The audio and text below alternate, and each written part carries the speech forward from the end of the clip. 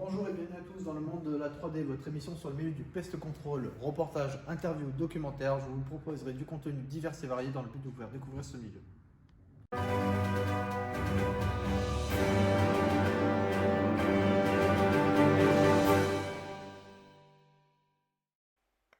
Aujourd'hui, nous sommes en immersion avec Fauconnery Team, une entreprise spécialiste du monde aviaire et cinégétique. Fondée par Timothée Josselin il y a 5 ans, ce fauconnier professionnel et son équipe proposent des interventions à l'aide de leurs rapaces auprès d'industriels afin de répondre aux problématiques liées aux nuisances aviaires. Nous sommes à Villeurbanne près de Lyon. Fauconnery Team va aujourd'hui opérer auprès d'Envie Sud-Est. Cette entreprise propose des services de collecte, manutention, gestion professionnelle aux collectivités et intervient sur les marchés de responsabilité élargie des producteurs de déchets d'équipements électriques et électroniques. Si Fauconnery Team intervient aujourd'hui, c'est afin d'installer des solutions de capture et faire des effarouchements à l'aide de ces rapaces. Nous vous proposons alors d'assister dans cette émission à ce travail. Bienvenue dans le monde de la 3D, immersion avec Fauconnery Team. Aujourd'hui, nous sommes à Villeurbanne près de Lyon. Fauconnery Team va opérer auprès d'Envie Sud-Est. Alors, comme vous pouvez voir, nous sommes dans leurs locaux, ce qui nous oblige à porter les équipements de sécurité, c'est-à-dire le gilet ainsi que les chaussures de sécurité. Et quelle est la problématique qui vous a fait faire appel à Fauconnery Team? On a fait appel à Fauconnery Teams parce que en fait nous sommes, on a un fléau qui grandit depuis quelques mois sur des pigeons qui nous envahissent les travées, toutes les travées, toute la société. Et en fait ça devient un fléau parce qu'en fait il y a des excréments qui sont là, qui sont dans l'atelier. Les pigeons représentent un risque sanitaire à cause de l'insalubrité qu'ils causent. Il est alors nécessaire de réguler leur présence et leur population. C'est ce que propose Fauconnery Team. À travers une expertise, l'entreprise propose une solution complète aux problématiques causées par les nuisances aviaires. L'objectif final pour eux est un retour à la prédation naturelle à travers le rééquilibrage des écosystèmes et un retour à la biodiversité. La fauconnerie est un art ancestral. Issue des traditions d'Asie centrale, elle est née dans la région qui contenait la plus grande concentration d'oiseaux de proie. Aujourd'hui en France, on compte 800 fauconniers dans plusieurs domaines. J'ai vu qu'il y avait plein de fientes. Mais là, c'est significatif, on le voit vraiment bien. C'est très clair. Ils sont tous là-bas. Ouais, mais c'est parfait, on va pas les déranger. En fait, pour donner toujours aux clients le plan d'implantation, le circuit des passeurs, pour que vous puissiez avoir le dégagement. Bien sûr, parce que là, l'intervention se déroule en plusieurs étapes. Tout d'abord, il s'agit d'inspecter les lieux visuellement en dialoguant avec le client. Timothée et son équipe prennent les premières informations, le nombre et la localisation du pigeon. vous savez, c'est celui-là, c'est celui-là.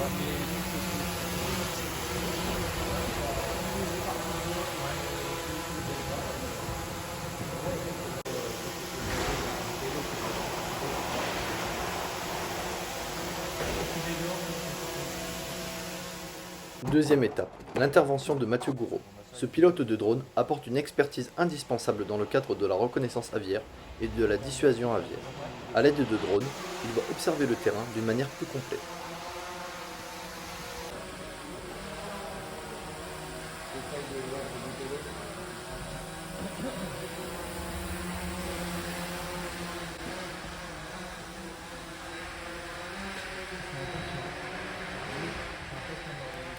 En quoi consiste les travaux avec le drone que vous proposez? Alors le drone, il nous sert, c'est un complément, c'est un allié en fait à la reconnaissance de la nidification. Dans des environnements comme ça, industriels ou des bâtiments hermétiques, la sédentarisation des pigeons, c'est-à-dire l'implantation des pigeons, elle se fait souvent en hauteur, dans des croisements d'IPN, sous du bardage, etc. Et le drone nous permet en fait d'aller plus vite et plus loin dans la recherche de la nidification. Donc pour un traitement du pigeon dans sa globalité, du volatile jusqu'à la reproduction. Et vous commencez toujours du coup par un repérage au drone? Voilà, on commence toujours par un repérage au drone pour pallier en fait à l'usage en fait de la nacelle ou du cordage. Donc économiquement, financièrement pour le client final, c'est beaucoup plus économique et pour nous c'est un gain de temps. Mais c'est aussi pour moi fauconnier un bon outil parce que ça me permet, si vous voulez, d'identifier s'il y avait des oisillons, des pigeonneaux, des jeunes pigeons. Et là, j'évite de mettre mes oiseaux. Il faut savoir que mes rapaces sont des prédateurs, ils sont opportunistes. Et la première chose qu'ils iraient faire, c'est aller manger le petit pigeonneau et ils ne travailleraient plus ensuite. Il y en a un autre. Ouais, on va être dedans, parce que c'est la... Ouais, ouais. C'est juste à côté, mais Je pense qu'il on a pris là. Ouais. Ouais, ça fait pas de chance. Mais aujourd'hui, le travail du drone est rendu compliqué. En intérieur. Même si l'entreprise est située à plusieurs kilomètres de l'aéroport de Lyon, le drone ne fonctionne pas correctement. Et cela à cause de la législation sur la pratique de l'aéromodélisme et de la localisation de l'entreprise jugée trop proche de l'aéroport. Après les premières estimations, Timothée choisit les rapaces qui vont travailler aujourd'hui. Buse ou faucon, le choix est primordial pour une bonne opération. Ouais, c'est chaud.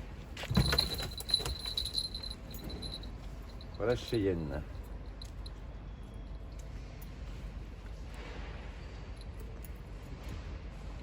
C'est quoi comme race d'oiseau?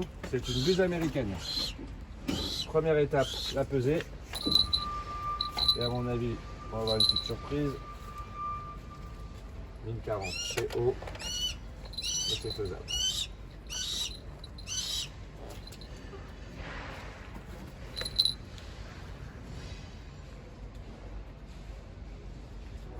T'accroches à quoi? En fait, on a un petit clip là, ici, tu vois. Ah, Sur les d'accord. tubes. Ok. On vérifie bien que c'est mis. C'est un truc que tu installes quand ils sont petits, ça? Ouais. Ouais. Mais on va aller à mettre au charbon direct. Et comment vous choisissez quel oiseau prendre suivant les interventions? Le Le poids comportement le matin et le poids. Si l'emploi de travail, on peut le faire, si on peut le faire travailler. C'est-à-dire un poids bas, un poids où il a envie de travailler. S'il est trop haut, on évite.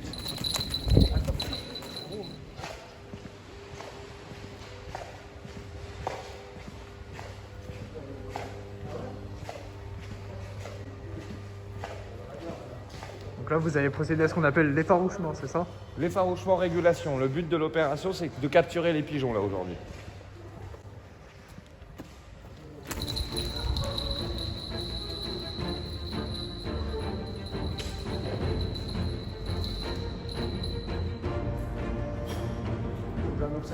Vient ensuite l'effarouchement. C'est lorsqu'il s'agit d'effrayer le pigeon. Afin de créer un climat anxiogène, Timothée va lâcher un de ses rapaces. C'est la bioprédation, le rapace contre le volatile. Le travail n'est pas rapide et c'est normal. Le rapace doit s'approprier les lieux et faire ses propres repérages.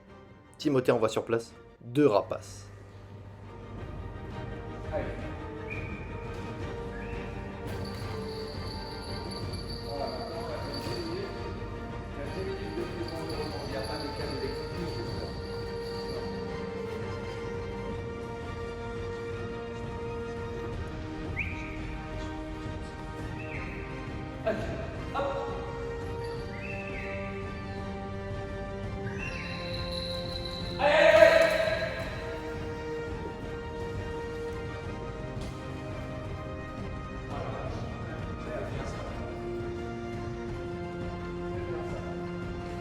La zone de nidification, elle est là-bas.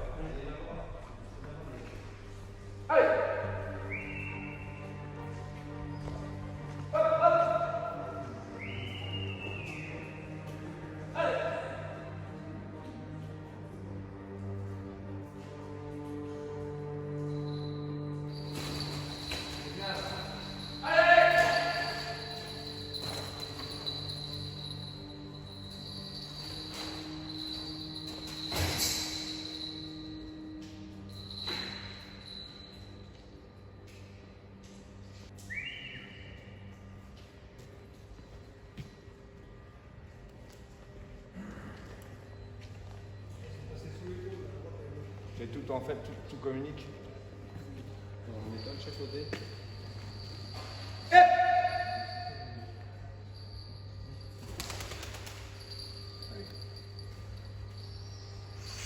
C'est bon, t'as vu carreau.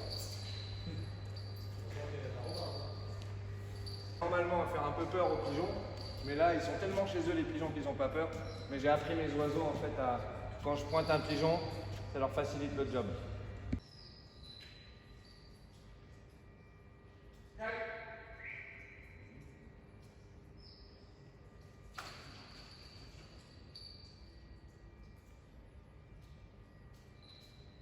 Aujourd'hui, c'est la première fois que les rapaces sont dans l'entreprise. L'opération est bien plus longue. L'infrastructure du bâtiment peut rendre la tâche plus complexe. L'entreprise est en 3 parties avec des petits passages au niveau de la toiture, permettant le passage des pigeons d'une pièce à l'autre. Il n'y a plus de pigeons ici.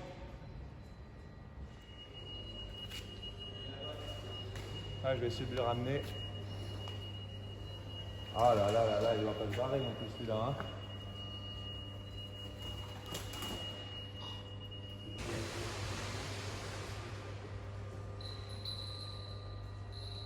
Les oiseaux ils travaillent dans un environnement quasiment fermé et ils essaient d'attraper des pigeons.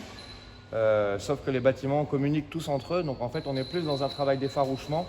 C'est-à-dire on fait pousser les pigeons d'une unité à l'autre pour essayer de les centrer, pour ramener la colonie à un endroit pour qu'on puisse faire de la prédation naturelle, de la bioprédation, c'est-à-dire clairement attraper des pigeons avec nos oiseaux. Mais l'environnement n'est pas simple hein, parce que tous les bâtiments communiquent. Donc quand ils vont d'un endroit, après ils vont dans l'unité 2, dans l'unité 3, dans l'unité 4. Donc ça peut prendre toujours un petit peu de temps. Et c'est plus difficile dans un environnement fermé ou ouvert? C'est beaucoup plus simple en environnement vraiment fermé hermétique. Parce qu'en fait on centralise en fait les ravageurs, c'est-à-dire là les pigeons, sur un environnement et après c'est plus simple pour les oiseaux, les attaques sont moins longues.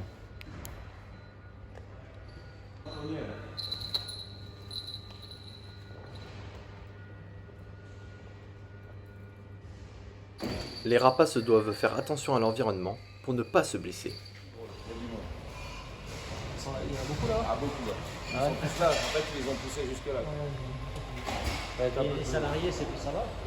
Sans problème. Il faut juste un observateur tant que vous allez chercher l'autre, Mathieu. Fais gaffe à l'unité de production, que l'oiseau il n'aille pas se foutre dans le... Après plusieurs minutes, le travail s'intensifie. Les rapaces tentent de nombreuses approches. Un véritable spectacle s'offre à nous, celui de la prédation naturelle.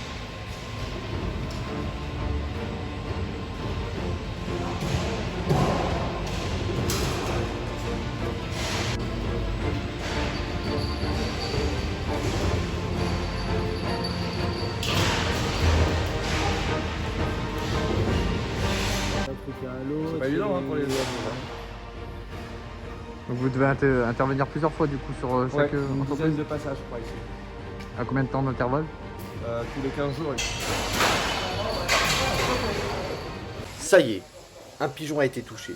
Le rapace tente de le conserver, mais Timothée vient le récupérer. Il faut alors féliciter le rapace pour son travail accompli. Je lui fais courtoisie. C'est-à-dire qu'il a attrapé le pigeon pour l'honorer. Je lui laisse bien l'attraper. Et je vais lui donner le change. Je vais lui faire lâcher son pigeon avec une alimentation qu'il connaît bien. Et à quel moment vous considérez l'effarouchement terminé?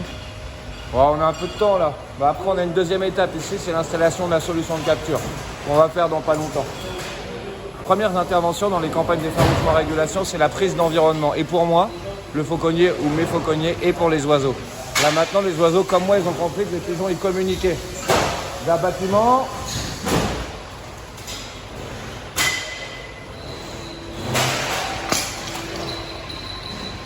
Voilà, ils ont compris les oiseaux que ça communiquait d'un bâtiment à l'autre.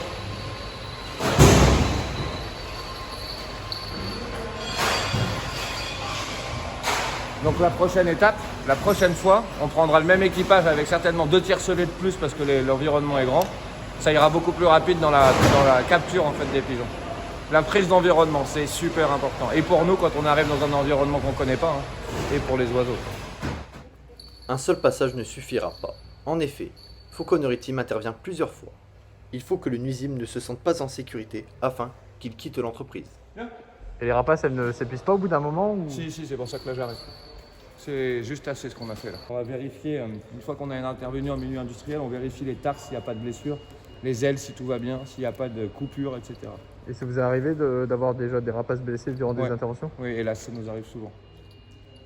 Alors on fait tout ce qu'il faut pour que ça n'arrive pas, hein. Il y a ce qu'on appelle l'analyse des risques, donc on fait vraiment tout ce qu'il faut pour que ça n'arrive pas. Mais dans un environnement comme celui-ci, on n'est pas à l'abri de plein de choses qu'on ne voit pas forcément au départ, quoi. Donc il faut être très vigilant. Et comme bilan de cette intervention aujourd'hui, vous êtes satisfait? Positif, ouais. Sur la fauconnerie, positif, parce qu'en fait on a bien compris le système des pigeons. En fait les pigeons, ils nichent au-dessus des bureaux, sur les IPN, et leur couloir de fuite, c'est les bâtiments, l'ouverture entre le bardage et l'IPN horizontal.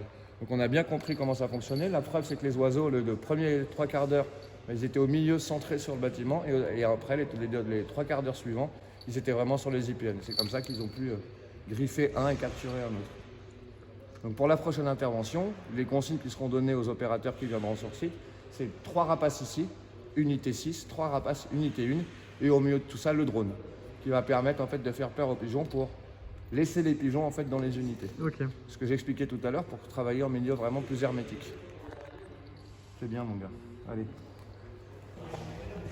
Et puis en plus on a mis ce qu'on appelle un gros climat anxiogène. On a mis la pression aux pigeons. La prochaine étape, elle consiste en quoi du coup? La prochaine étape, c'est installer un petit pigeonnier de capture non létal. C'est-à-dire que quand on n'intervient pas avec les oiseaux, on met quand même un petit dispositif de capture des pigeons. L'idée, c'est que les pigeons rentrent et ne peuvent plus sortir. Enfin, dernière étape pour aujourd'hui, l'installation d'un piège de capture. L'identifiant, là on n'est pas en extérieur. Le toit dans la réglementation il est obligatoire en extérieur. Personne ne le fait, mais c'est obligé de mettre un toit et des perchoirs. Là en intérieur c'est un peu différent. Donc là je ne vais pas mettre de toit, mais je vais mettre une capacité d'eau qui est très importante, qui me permet de revenir tous les 10 jours. Je ne suis pas obligé de passer tous les jours ou tous les jours du coup. Tous les 10 jours avec cette capacité d'eau, c'est 20 litres, on a largement assez. Donc c'est 100% vraiment non létal. C'est-à-dire que certains clients qui ont une démarche RSE forte, un peu comme en ville, nous les pigeons, on ne va pas les euthanasier, on va les emmener vivants. Pour respecter la démarche qu'on avait, ce qu'on avait dit, Douglas et Eric, ce qu'on avait dit, la démarche RSE, on ira jusqu'au bout. Donc on prendra les appels vivants et on les emmènera dans différents circuits. Donc ces pièges, en quoi ils consistent exactement? Le piège, il permet en fait de capturer la colonie de pigeons qui est sédentaire. Le concept, donc c'est ce que j'expliquais, les pigeons ils rentrent ici dans cette petite bird catch, ce qu'on appelle, ou bird catch. Ils rentrent ici et il ne peut plus sortir. Et après, les fauconniers qui viennent travailler, faire la régulation avec les rapaces, viennent relever la cage des pigeons avant de travailler. Et les espèces qu'il y a dedans Ce sont ce qu'on appelle des appelants roux-couleurs. Ce sont des pigeons de la même famille que des pigeons qu'on doit traiter ici sur cette industrie-là. Et donc ils vont attirer les Voilà. pigeons, les nuisibles Ils ici. vont attirer par le chant et par le mimétisme. Toutes les colonies de pigeons, elles sont mimétiques. Quand un pigeon fait quelque chose, les autres pigeons font la même chose. Quand il y en a un qui va commencer à venir manger... Le travail est terminé. Voir les rapaces en action est un vrai spectacle. Et il est saisissant de voir à quel point ce sont des animaux majestueux. C'est la fin de cette émission, merci de l'avoir suivi. Vous pourrez retrouver ce numéro sur notre chaîne YouTube Influence Pest Control et je vous retrouverai très vite pour de nouveaux contenus.